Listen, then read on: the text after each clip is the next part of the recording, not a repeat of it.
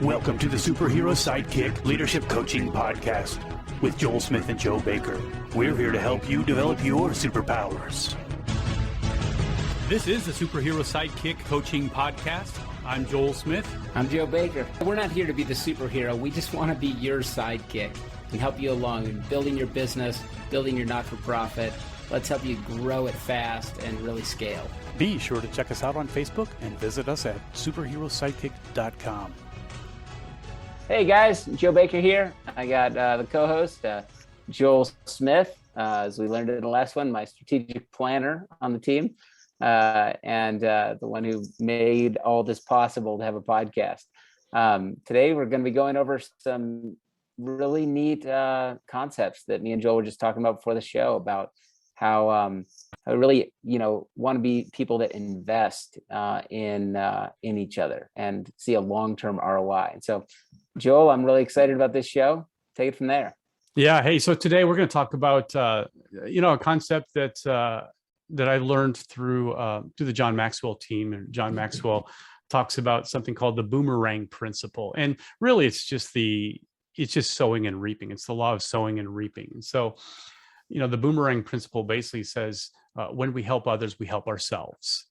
And Jim Rohn, who was a great leader, had a great quote that's pretty popular that many of you maybe have heard this, but it says, you can have everything you want in life if you help enough other people get what they want out of life.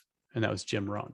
And that's true. I think that's a real powerful, it's a universal principle, isn't it? It's like the principle of generosity. The more we do for other people, the more it's going to come back around. So what we're going to talk about today is really going to be all around this. And so we talk about sowing and reaping. And so, in nature, if you sow, you reap. And what you reap depends on what you plant, right? So, and if you always reap later, you always reap later than you sow.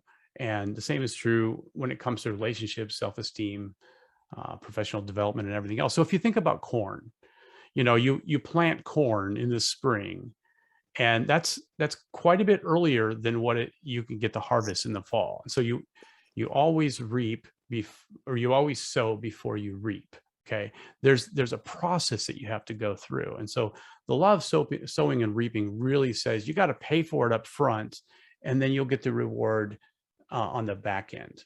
Okay, That's really important because in our world, we can see patterns of people trying to do it the opposite way. They're trying to get the rewards up front and pay for it later, or maybe not even pay for it. And so some people like to reap and not sow anything. And some people like to kind of reap and sow at the same time. And other people can sow and be fine with reaping at a later time. So we're going to talk about 3 types of people. And of course, we know that the world isn't just divided up into 3 types of people. So we are going to generalize just a little bit, but kind of bear with me. I think you'll all understand this. So the first type of person, we're just going to call them a taker.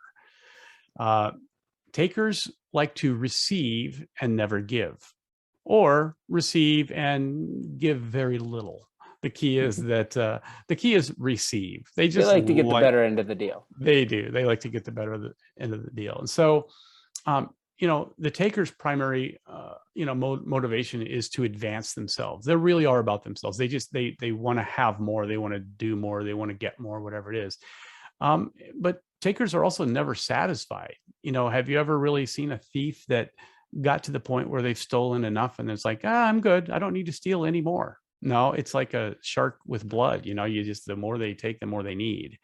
And the more they need, the more they take. And it's just kind of an unending battle. Takers can be intentional takers. They can be driven by greed or pride, but takers can also be unintentional as well. And that can be driven by fear or depression. So think about this. Have you ever met, I'm sure most of you out there can probably relate to this, but have you ever met a person that's a real needy person? They're kind of, when they're in the room with you or they're in a crowd of people, they kind of suck the energy out of everybody else. Maybe they're really needy emotionally, or they play a victim and they're constantly wanting attention, and it just kind of sucks the energy out. These can be takers too, but it's unintentional. It could be that they're broken. They had a tough childhood, or they've got, personality difficulties or whatever it is. So this isn't about this isn't always takers aren't just always just evil people necessarily. Sometimes they can be wounded as well. They're often wounded. Yeah, I'd say. Yep. And so the key here is takers kind of take an I win, you lose situation. They're more concerned about winning than they are whether you win or not. They're fine if you lose as long as they win. So that's a taker. And I think we've probably all seen takers in the workplace. I've certainly, in 30 years of being in the restaurant industry, you can probably imagine how many people I've terminated for theft. It's a lot of people, and I've gotten to know several detectives and police officers, and there are people still in jail from stealing from. Really? I haven't heard these stories. Oh yeah. No, I've got a lot. That's for a different show, but I've got a lot of different stories. And so, but anyway, that's a taker, and sometimes you just can't identify a taker because takers aren't going to tell you they're a taker. They're going to tell you they're a giver. They're going to tell you that they're great. They're going to tell you that they're all about you. And then you don't know until that you get into it and you start working with them, you realize that they're not. So takers are very dangerous. All right. So we'll move into the second type of people here. And the second type of people, we call them traders. Okay. So traders receive and then give. Okay, they receive and then give. And at best, maybe they receive and give at the same time. You imagine like a hostage situation. You give me $1 million and I'll give you your wife back. And so a trader's trading, like they don't want to give over the money until they get the wife back. And then the takers, they don't want to give the wife back until they get the money. But if they truly are a taker, they might try to take both, right? So traders will trade, and their primary motivation is not to help others, but they want to help themselves as well. But they're willing to help others if it'll get them what they need. Mm-hmm. So they're not takers necessarily. They don't necessarily want to get more than what they receive. They just want to make sure that they get their part and they don't have to pay any more for it than they need to. Yeah. So, they will definitely partner with others to serve themselves, and they'll never give more than they receive, and sometimes guilt plays a role with scorekeepers too. Sometimes traders can be scorekeepers, like, you owe me, I've been paying attention to this and you owe me. And so traders, it's important that the balance is even, like I'm not getting any less than what we agreed on, kind of a thing.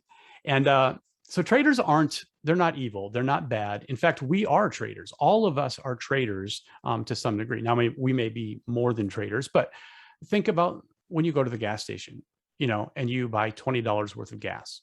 Okay, you're giving $20 and you're receiving $20 worth of gas. And that's a trader. We make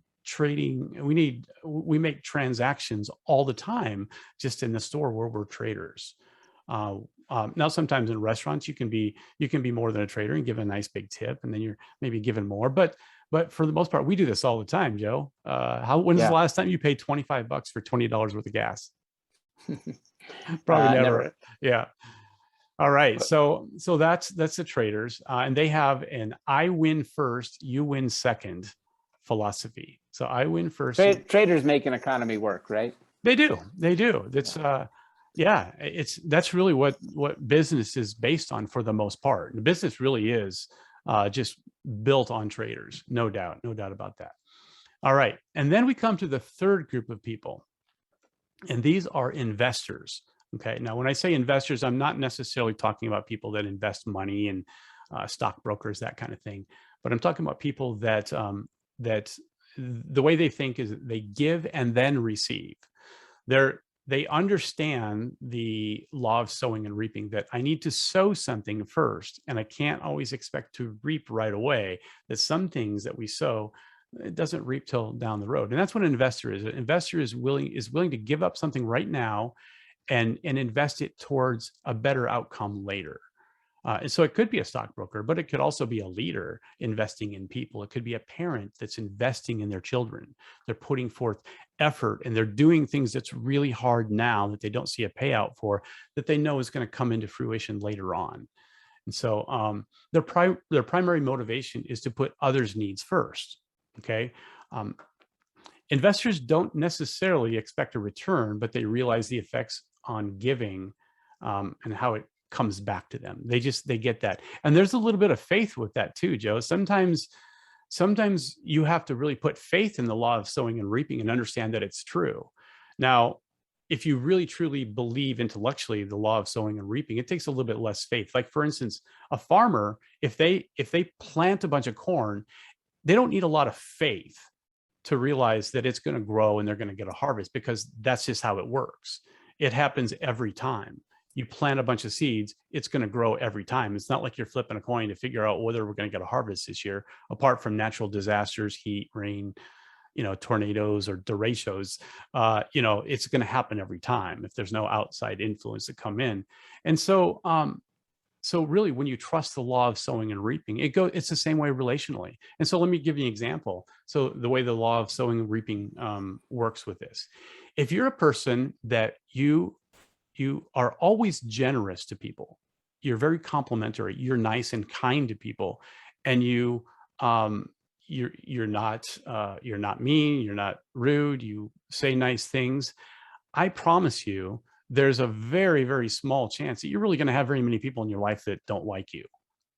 It's just, this is the law of sowing and reaping. If you are like that, you are going to be a magnet. People are going to just like you, and you're going to reap something down the road that's going to be respect and love, and people are going to be around you because you're going to have strong relationships because of that. Now, on the flip side, though, too, if you're a person that you're always critical of people, and you're quick to get angry, and you like to gossip, and maybe you're not very kind and a little stingy, there's a really, really good chance you're not going to have a lot of people around you that really, really respect you and like you.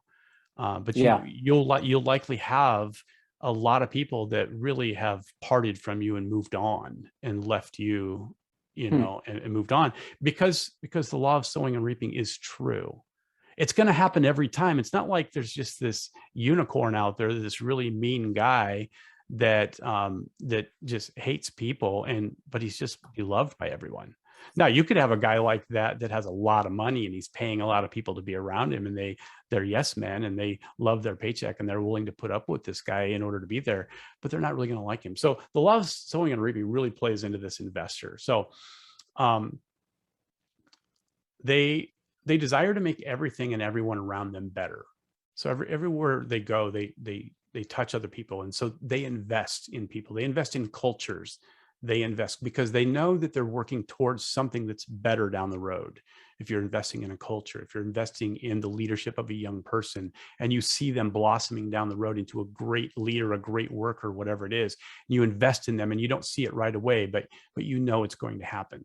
That's what an investor does. Investors also, they always have a higher cause, because they're thinking down the road to something bigger. Investors just do not live day to day. They don't think day to day. Now, traders may, and of course, takers do, but investors can't. You're just not an investor if you don't think about the future. Think about, if you're going to take your money to an investor, an actual monetary investor, and they just don't think about tomorrow. Yeah, that would be horrible. They wouldn't know what to. They just like, I'm just going to leave all this stuff in the same stocks forever. I look back at my life too, like in my 20s, I mean, and reckon I had hardly any money at all. Like I was always just kind of on the edge. If I went out to dinner with somebody, I would just kind of like wait until they would offer to pay, and then I'd say, "Oh, thanks," and I let them pay. Whereas now, like after just living life, I'm like always on a race to pay. Like I never let anybody pay. Like I always want to grab the bill and get that feeling of like being generous. And I know it's because I've watched my life and I've seen how that has paid off and paid off and paid off and paid off and paid off. And that really, that those are like little investments that really, you don't need to like tally them and quantify them, but they do add up. And if you're investing in good people, grabbing the bill, even sometimes for my in-laws, like it pays off in big ways. Yeah, no doubt. So here's the thing though, Joe, is when you think about business and you think about like the different things that make a business work. Traders make a business work, but investors make a business grow. Investors make a business better. And so there is a key. And then of course, takers make business worse. From a leadership perspective, when you have takers in your company, you got to get them out. You got to move them out. Mhm. And you can't fool yourself. I've seen a lot of people. In fact, I've done this myself, and Joe, you probably have too, but where we don't recognize a taker right away. And we think we can kind of turn them into a good trader. We think we can work with them. It doesn't work. You got to move them out. The best thing for a taker is to be rejected completely until they figure out that they're a taker and that they have to change. Like I said, that I've told my managers is the best thing for a young thief, the best thing that can happen in their life is they get caught. Because the sooner they get caught, the sooner they can turn it around and start becoming, a trader or investor down the road.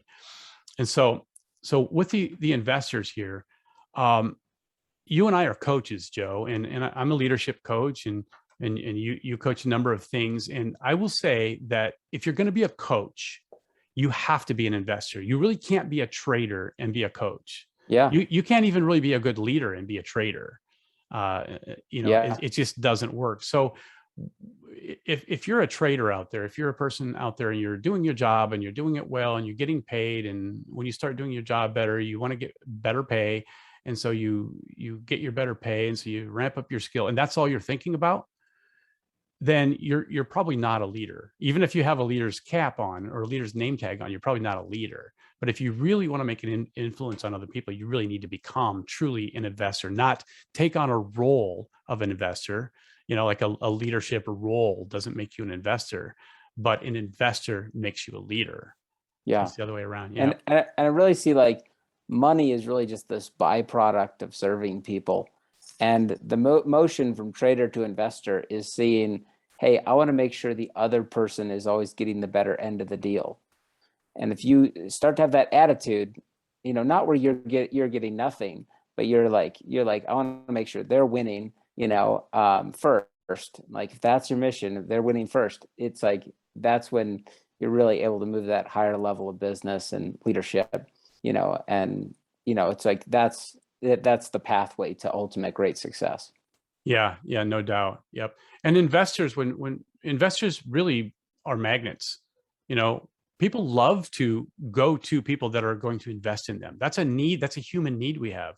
When we recognize somebody that wants to invest in us, we're drawn to them. We want to go work for that person. We want to be around that person. The problem is there's just not enough investors out there. And so that's why, like you see in the restaurant industry right now, the restaurants or the businesses, the companies that really have the investors that are investing in people, they're the ones that are struggling less with staffing their stores. Other companies out there that are traders, maybe at the top, the CEO or the owner is a trader. They're struggling right now because their people are leaving to go find investors to work for. And so there really is kind of a hierarchy of success in this, and investors are at the top. So Joe, you and I are coaches, and I just kind of made the link. Investors, coaches have to be investors for sure. But when I say coaches right now, I want to talk about this for just a second. I'm not talking necessarily about paid coaches like what you and I are, as far as coaching other business owners. I'm talking about coaches even in a broader sense too. Like for me, I coach the people that work for me, my managers, my leaders. Maybe any restaurant manager or any retail store or any nonprofit organization, they have people that work in their organization for them. So when I'm talking about coaching, I'm talking about working with people.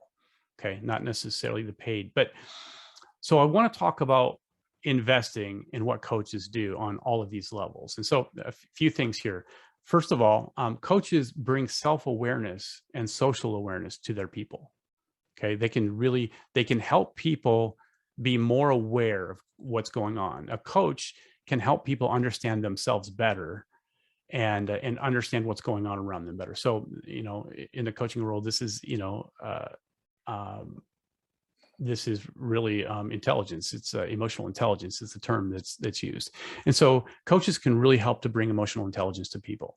And the next thing is they can help to clarify what's most important. So coaches really can help people prioritize. And again, you don't have to be a paid coach like you and I are. You can be a leader in any organization, and you can coach people by helping your people with these. So they help to clarify what's most important by there's all kinds of different leadership tricks and tips that you can learn to help prioritize and figure out what's most important. Maybe it's the 80-20 rule or whatever it is, but coaches definitely can help with that. Coaches also can help examine all of the options to solutions.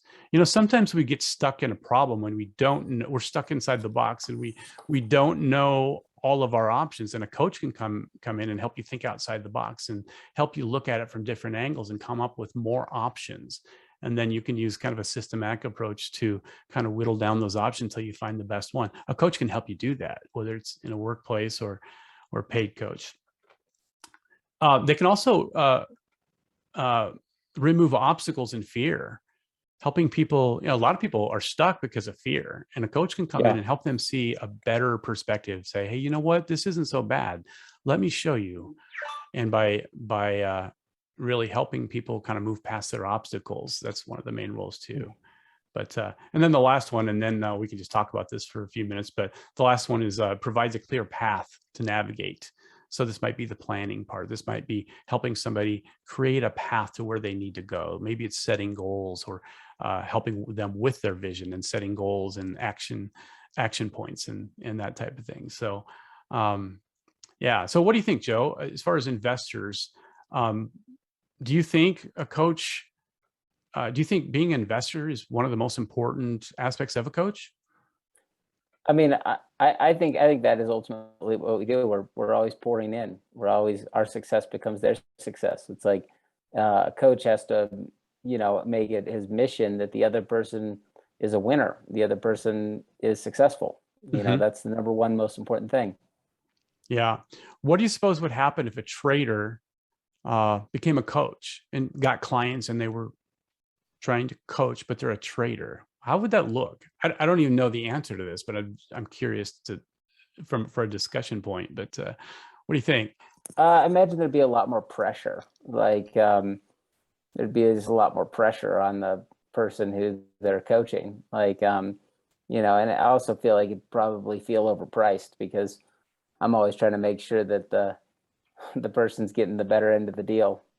That's right. That's right. They would. And they would probably be kind of ticky-tack too. Like, okay, well, I got this, I've got this personality assessment that we can do for you, but I gotta charge you $200 for it, just so you know. $200, yeah. Yeah, but then also that's what it cost me, so I'm going to add another $50 for my part of it. So if you're willing to put $250, I can help you a little bit more.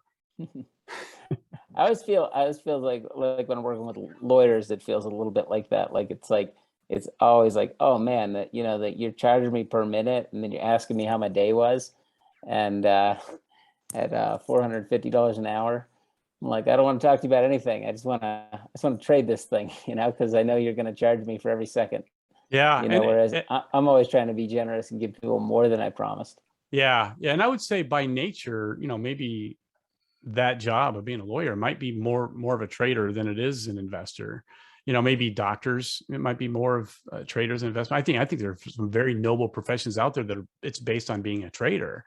Car salesmen, they're not going to invest in you. They want to get as much out of you as they can, Yeah. But so it's not to knock traders, but it's really about that next step of being an influencer, being somebody that's going to influence other people, and that's what coaches do, whether it's a professional coach or whether it's just a coach that's a leader. Yeah. So yeah. All right, fair enough. So just rehash: the takers receive and never give, traders receive and then give, investors give and then receive. And so, all right, hopefully you guys got something out of this. We will have, I'll have this stuff in the show notes as well, so you can revisit that if you'd like.